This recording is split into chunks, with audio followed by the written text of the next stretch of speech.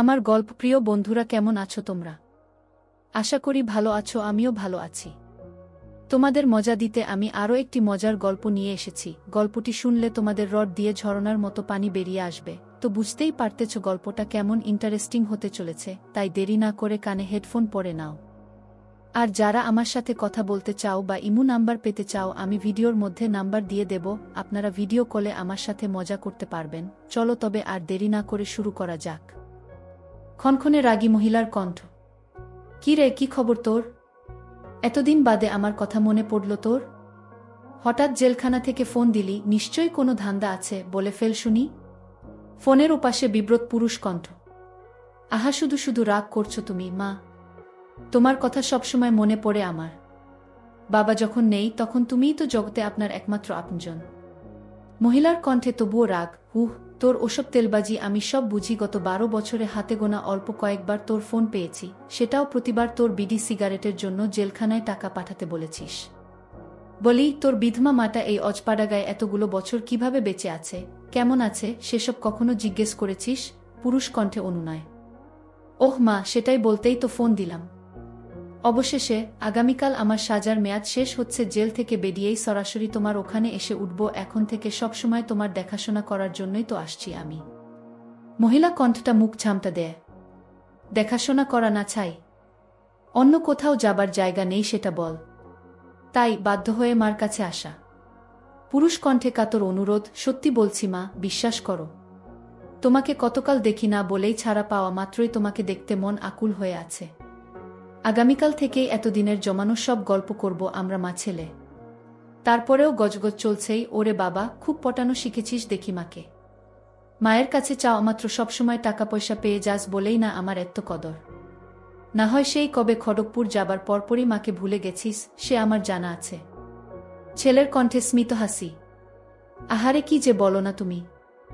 একমাত্র সন্তান কখনো নিজের মাকে ভুলে যেতে পারে? চোখের আড়াল হলেও তুমি কখনোই আমার মনের আড়াল হওনি। এবার মহিলা কণ্ঠটা খানিকটা আবেগী হয়। আচ্ছা হয়েছে বাবা, হয়েছে। কাল বাড়ি আয়, আমি দুপুরে তোর পছন্দমতো খাবার রেঁধে রাখবনে।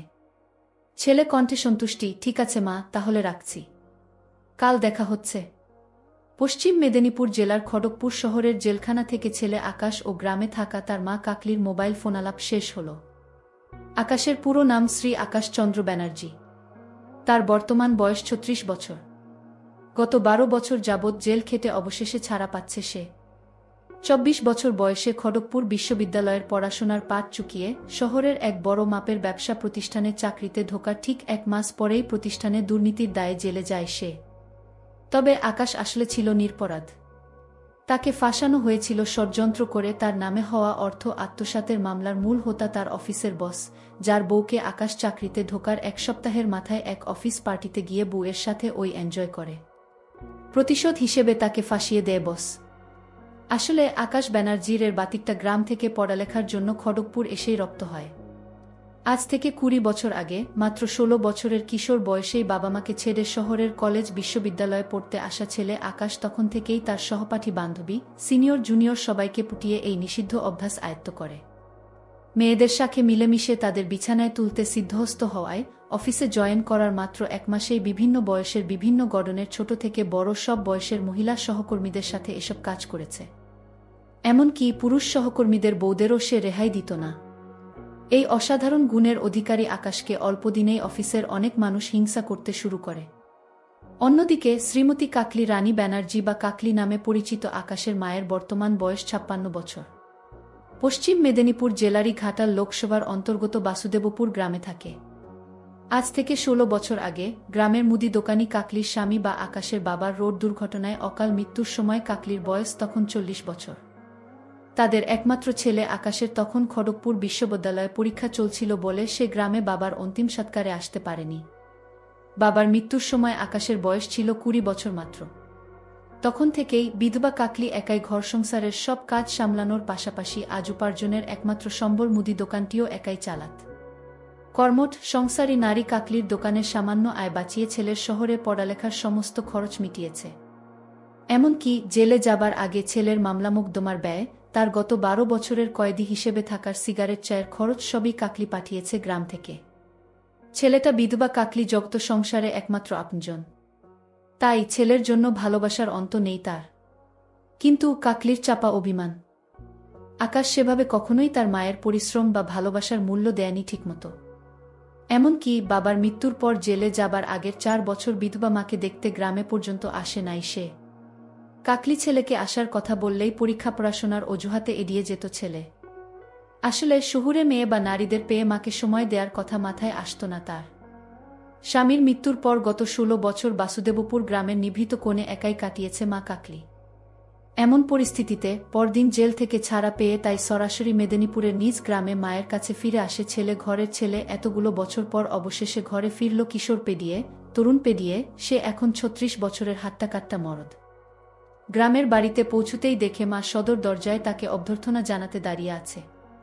নিচু হয়ে মা কাকলিকে পা ছুঁয়ে প্রণাম করে আকাশ। আদরের ছেলেকে তৎক্ষণাৎ বুকে টেনে নিল মা। কান্না ভেজা আবেগী সুরে বলে, অবশেষে তুই এসেছিস বাপ। বাবা, আমরা মাটাকে রেখে বিদেশ বিভুয়ে কতই না কষ্ট করলি। এতদিন পর বিধবা মাকে মনে পড়ল তোর? মাকে ধরে, আহারে কি যে বলো তুমি মা। নিজের একমাত্র পরিবারকে কোনো ছেলে ভুলতে পারে? ওসব শহর বিদেশের সবকিছু ছেড়ে ছুড়ে একেবারেই চলে এলাম। তবে এখন থেকে ছেলে হয়ে মায়ের সেবা করাই আমার একমাত্র কর্তব্য। বলিস কি রে, তোর মতো খড়গপুর বিশ্ববিদ্যালয় পড়া ছেলে গ্রামে কি করবি? তোর পছন্দমতো চাকরি কি এই অজপাড়া গায়ে হবে কোনোদিন? শহরে ছাড়া তোর উপযুক্ত কাজ কোথায় এই বাসুদেবপুর গ্রামে? শহরে আর ফিরছি না আমি মা। শহরের মানুষজন বড়ই কুটিল, দুর্জন, ষড়যন্ত্রকারী। দেখলে না, গত 12 বছর বিনা দোষে জেল খাটতে হলো। আসামি পরিচয় এমনিতেও শহরে আর কোনো চাকরি জুটবে না ভাগ্যে। এই গ্রামেই একটা কিছু করে নিব মা, তুমি চিন্তা কর না। সে বুঝলাম তোর খড়গপুর ফেরার পথ নেই, কিন্তু গ্রামে চাকরি না পেলে হতাশ হয়ে মাকে ছেড়ে আবার কলকাতা চলে যাবি না তো? একেবারেই নয় মা। কলকাতা তো কোনো দূরের কথা, এই গ্রামের বাইরে আর কখনো কোনো দিন পা পড়বে না মোর। এই তোমায় গা ছুঁয়ে কথা দিলাম। দেখিস কিছুদিন পর শহরের টানে আবার মতো বদলাবি না তো। তোর ভরসা নেই, শহুরে ছেলের কি আর এতদিন পর গ্রামের জীবন পছন্দ হবে? বিলক্ষণ পছন্দ হবে মা। এই গ্রামে আমার নাড়িপোতা। কিছুদিন এই গ্রামের জীবনে খাপ খাইয়ে নিতে পারবো। তুমি পাশে থাকলে মা, এসব কোনো ব্যাপারই না। কোনো কাজ না পেলে না হয় বাবার রেখে যাওয়া মুদি দোকানের কাজই হাত দেব। মা যেন হতবাক, বলিস কি রে, বিশ্ববিদ্যালয় পাশ ছেলে গ্রামের মুদি দোকানি করবি? মাথা ঠিক আছে তোর, নাকি সহজ সরল মাকে ঢপ মারছিস তুই? হাহা, মোটেও গুল বা মিথ্যে নয় মা। বিশ্ববিদ্যালয় পাশ ছেলেরা এখনকার যুগে কতই না পৈতৃক ব্যবসার কাজ করছে ইদানিং, তুমি জানো না বুঝি? আরও বড় কথা, তোমার বয়স হয়েছে। এমনিতেও এই মুদি দোকান চালানোর পরিশ্রম তোমার শরীরে আর পোষাবে না। আমি যখন এসেছি, মুদি দোকানটা আমিই সামলে নিব না হয়। তুমি কেবল ঘর সংসারের গেরস্তি কাজ করবেক্ষণ। মায়ের শরীরের কথা উঠায় আলিঙ্গন ছেড়ে গ্রাম্য নারী মাকে এত বছর বাদে ভালো করে দেখতে নজর বুলালো আকাশ। তার মা শ্রীমতী কাকলি রানী ব্যানার্জির গায়ের রং বাঙালি নারীর মতো শ্যামলা, ফর্সাও নয় আবার কালোও নয়। মায়ের হাইট বাঙালি নারীদের মতোই, বেশি লম্বা নয়, ছোটখাট গড়নের। বয়সের কারণে ওজন আগের থেকে বেড়েছে। খুবই লোভনীয়, আকর্ষণীয় হওয়ায় বিধবা মার পেছনে গ্রামের সব ছেলেবুড়োর নজর থাকে সর্বক্ষণ। বিধবা হবার জন্য চিরায়ত বাঙালি গ্রামীণ নারীর মতোই সাদা শাড়ির সাথে সাদা ব্লাউজ পরে। একরাশ চুল মাথায় খোপা করা তার। বিধবা হিসেবে মাথায় কোনো সিঁদুর টিপ দেয়া নেই, হাতে কেবল দুটো করে, দুহাতে 4টে সাদা কাঁসার বালাচুড়ি পরে সে, ব্যাস। গলায় নাকে কানে কোনো অলংকার নেই। কোনো ধরনের প্রসাধনী বা স্নো পাউডার মাখার বালাই নেই। মোটা মোটা লিপস্টিকবিহীন ঠোঁটগুলো হালকা গোলাপি রঙের। একেবারে সাদামাটা খেটে খাওয়া বাঙালি নারী কাকলি ছেলে আকাশ তার দিকে তাকিয়ে ড্যাব ড্যাব চোখে তাকে গিলছে দেখে প্রথমে বেশ লজ্জা পায় বিধবা নারী কাকলি। স্বামী মৃত্যুর এতগুলো বছর পর তারই বাড়ির উঠোনে দাঁড়িয়ে তাকে জরিপ করছে বাড়ির কোনো পুরুষ, যেই পুরুষ আর কেউ নয় বরং তার পেটের সন্তান। বিষয়টা কেমন যেন অন্যরকম অনুভূতির শিহরণ জাগাল তার। অনির্বচনীয় একটা কিছুর উদ্রেক হলো তার দেহমনে। কিছুক্ষণ পর কাকলি সামলে উঠে চোখ মেলে সামনে দাঁড়ান একমাত্র ছেলেকে দেখতে লাগল। ভীষণ অবাক হয় ছেলেকে দেখে সে। বাবা, বাবা গো বাবা, সেই 16 বছরের কিশোর ছেলেটি আর নেই। আকাশ দিব্যি মর্দের মতো দামড়া চোমড়া গড়নের পুরুষ দেহের যুবকদের মতো দেখতে হয়েছি দেখি, মনে মনে ভাবে কাকলি। আকাশ দেখতে একেবারে আর 10টা বাঙালি শহুরে ছেলের মতোই। জেল খেটে রোদে পুড়ে কিছুটা তামাটে মুখমণ্ডল, ক্লিন শেভ করা চৌকোনা আকৃতির পুরুষালী মুখ, একসময় পেটানো স্বাস্থ্যের হলেও জেল খেটে ও বয়সের জন্য বেশ নাদুস নুদুস দেহ। পেটে হালকা ভুডিও আছে আকাশের। শহুরে কেতায় ফুল প্যান্ট ও ফুলহাতা শার্ট, কোমরে বেল্ট দিয়ে গুজে পড়া ছেলের কাঁধে একটা ব্যাগে জেল থেকে পাওয়া সব কাপড়চোপ। সব মিলিয়ে গত 16 বছর আগে স্বামীর মৃত্যুর আগে সর্বশেষ দেখা অল্পবয়সী ছেলের সাথে এই যুবক ছেলের বিস্তর পার্থক্য উপলব্ধি করে কাকলি। শহুরে বিভীষিকায় পোট খাওয়া এই ছেলে এখন আর সেই ছোট্টটি নেই। মা তাকে হা করে দেখছে, দেখে মুচকি হাসে আকাশ। হাসতে হাসতেই বলে, কি দেখছো তো মা? তোমার ছেলেকে এতদিন বাদে দেখে পছন্দ হয়নি বুঝি? কয়েদিদের মতো বিশ্রী হয়েছি বুঝি দেখতে? যাহ, কি যে আজেবাজে বলিস তুই। তুই কয়েদিদের মতো জঘন্য দেখতে নয় মোটেও, বরং উল্টো। কি সুন্দর সুপুরুষ দেখতে হয়েছিস, একেবারে খাঁটি বাঙালি নায়ক। চ্যানেলের নাটকে দিব্যি নায়কের রোল দেয়া যাবে তোকে। বাহ, তা বেশ তো। এই বেলা আমিও বলে নেই, তুমিও কিন্তু দেখতে বেশ সুন্দরী হয়েছ মা। এই এতগুলো বছর বাদে তোমাকে দেখে খুব ভালো লাগছে আমার। মা ঈষৎ লজ্জা পায়। যাহ, তোর বাপ মরার পর তো কেবল বুড়ি হচ্ছি আমি, সুন্দরী না ছাই। আমাকে দেখবেই বা কে, যত্নই বা নিবে কে? তাই এই 56 বছরে আরও বেশি বুড়িয়ে গেছি রে বাপজান। না না, কখনো না। কে বলেছে তোমাকে যে তুমি বুড়িয়ে গেছ? একেবারে বাজে কথা। তুমি তো বুড়ি হওনি মোটেও, বরং বয়স বেড়ে আরও পরিণত নারীর সৌন্দর্য এসেছে তোমার দেহে। কেউ বলবে না গো তোমার বয়স 56 বছর মা। তোমাকে দিব্যি 40 বছরের বৌদি হিসেবে নাটকে চালানো যাবে বইকি। মা যেন আরও বেশি লজ্জা পায়।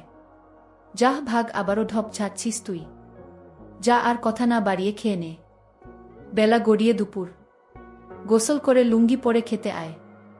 আমি নিজে সব রেঁধেছি তোর জন্য। মার কথায় বাসায় ঢুকে জেলখাটা ছেলে। মায়ের আদরে গ্রামের জীবনে এবার অভ্যস্ত হবার পালা আকাশের। কাকলির বাসাটা পাকা বাড়ি হলেও দোতলা ঠিক নয়, দোতলার অর্ধেকটা করা আছে, বাকি অর্ধেকটা খোলা ছাদ। একতলায় বড় একটা মুদি দোকান। চাল ডাল তেল থেকে শুরু করে সাবান, লোশন, বিস্কুট সবই পাওয়া যায় দোকানে। একতলার পেছনে রান্নাঘর ও পানি উঠানো টিউবওয়েল। বাড়ির পেছন দিয়ে সিঁড়ি গেছে দোতলায়। দোতলার অর্ধেকটা নিয়ে কেবল একটা বড় ঘর, যেখানে কাকলি রানী থাকে, ঘরের সাথে লাগোয়া একটা গোসলখানা। ঘরে ডাবল বেডের খাটটা সেই আকাশের বাবা থাকতে কেনা। দোতলার বাকি পুরোটাই খোলা, আলকাতরা মাখা সিমেন্টের ছাদ। পুরো বাড়িতে একটাই ঘর বলে আকাশের শোয়ার বন্দোবস্ত হয় দোতলায় মার ঘরের সামনের খোলা ছাদে। সিঙ্গেল চৌকি পেতে তাতে রাতে ঘুমোবে আকাশ। বাথরুম হিসেবে মার ঘরের কমন বাথরুম ব্যবহার করবে। পুরো 1.5 বাড়িতে মানুষ বলতে কেবল মা ছেলে। ঘরের সব কাজ কাকলি একাই করে বলে কোনো ছুটা বা বান্দা চাকরানি বা বুয়া নেই। এভাবে পৈতৃক নিবাসে মার হাতের সুস্বাদু রান্না খেয়ে বেশ সময় কেটে যাচ্ছিল আকাশের। 1 মাস পর সে বোঝে গ্রামে তার মতো শিক্ষিত ছেলের উপযুক্ত কোনো চাকরি বাকরি নেই। হয় কৃষিকাজ, নয়তো বাবার দেয়া দোকানদারি, এই দুটোর একটা করতে হবে তাকে। এছাড়া প্যান্ট শার্ট ছেড়ে গ্রামের গরম আবহাওয়ায় খালি গায়ে লুঙ্গি পরতে পরিবর্তিত আকাশের কাছে গ্রামের জীবনটা কিছুদিন পরেই খুব নিরানন্দ, উৎসব বিমুখ। পানসে লাগতে থাকে, ঘেমি কাটাতে, ফোনে তার পুরনো সব শহুরে বান্ধবীদের সাথে কথা বলে সময় কাটাতে থাকে সে। তাদের সাথে সে উত্তেজিত বাক্যালাপ চালা। সেই যে জেলে যাবার আগে, শেষ কবে 12 বছর আগে ওসব কাজ করেছে আকাশ, তারপর থেকে আজ অবধি হাত দিয়েই কাজ চলছে তার। আসলে সত্যি বলতে কি, জেলখানার কয়েদি হিসেবে গত 12 বছরের শারীরিক বা মানসিক কষ্টের চেয়ে নারীদের সাথে এনজয় করতে না পারার কষ্টটাই জেলে বেশি অনুভব করেছিল আকাশ। মায়ের গ্রামের বাড়ি এসেও এনজয় করার অনুপস্থিতি অসহনীয় লাগতে থাকে তার। গ্রামের অন্যান্য নারীছুড়িরা জেলখাটা আসামি হিসেবে ভয় পেয়ে তার সাথে মিশে না কেউ। বিবাহের বয়সী 36 বছরের জোয়ান ছেলের সাথে গ্রামের কোনো নারী কথা বলার সাহস করে না, ওসব তো পরের কথা। তাই রোজ রাতে খেয়ে দেয়ে মা ঘুমনের পর খোলা ছাদে বিছানো নিজ চৌকিতে শুয়ে মোবাইলে ছাইপাস দেখে দিন কাটছিল আকাশের। এভাবেই পেরো 1 মাস। 1 মাস পর কোনো একরাতে হঠাৎ তুমুল বৃষ্টি নামায় আকাশের খোলা ছাদে ঘুমোনোর উপায় থাকে না। মা কাকলির কথামতো মায়ের ডাবল বেডের খাটের পাশে মেঝেতে তোষক পেতে সে কিছুক্ষণ বাদে মা ঘুমিয়েছে ভেবে রোজকার অভ্যাসমতো মেঝের বিছানায় শুয়ে মোবাইলে ভিডিও দেখে হস্তশিল্প করে শান্তির ঘুম দেয় সে। মা কিছু টের পায়নি ভেবে ছেলের ধারণা ছিল সম্পূর্ণ ভুল। রাতের বেলা ছেলের এসব কর্মকাণ্ডে মা খাটের নিচে উকি দিয়ে ছেলের অলক্ষ্যে পুরো ঘটনাটাই চাক্ষুষ করে। সে রাতে ছেলে ঘুমানোর পর চুপিসারে উঠে ছেলের মোবাইল ঘেঁটে দেখে কাকলি। মা কাকলি নিমিষেই সবই বুঝে ফেলে। তার ছেলে যে শহরে যাবার পর থেকেই নারীর সঙ্গে অভ্যস্ত ছিল সেটা মিলিয়ে নেয় কাকলি। জেলখানার 12 বছরের তার স্বাদ বঞ্চিত ছেলের ক্ষুধা যে আরও উগ্র, বেপরোয়া হয়েছে সেটাও আঁচ করতে পারে সে।